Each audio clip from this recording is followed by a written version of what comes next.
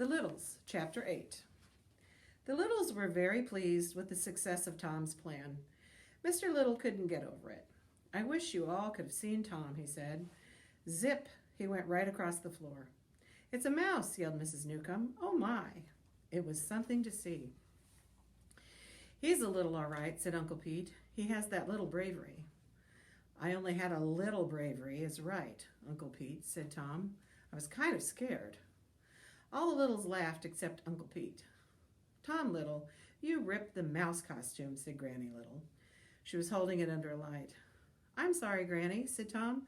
"I was going so fast I couldn't stop when I got to the other side of the room. I tore it on a nail under the radiator." "I'll fix it," said Granny Little. "You can wear it next Halloween." "I hate mice," said Lucy. "Don't wear that thing ever again, please." "Granny, you did a wonderful job on the costume," said Mr. Little. "But, well, no one really likes it.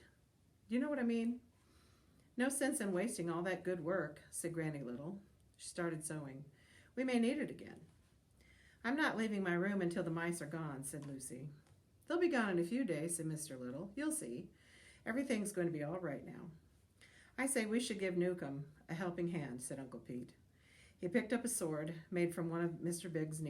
Big's needles. "On guard!" Uncle Pete limped forward, waving the sword and stabbing the air. "Take that and that." "Oh, goodness, Uncle Pete.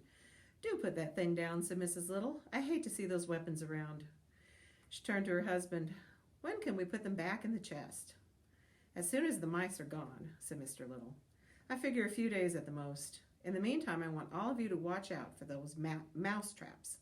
We don't want any accidents now that our troubles are almost over."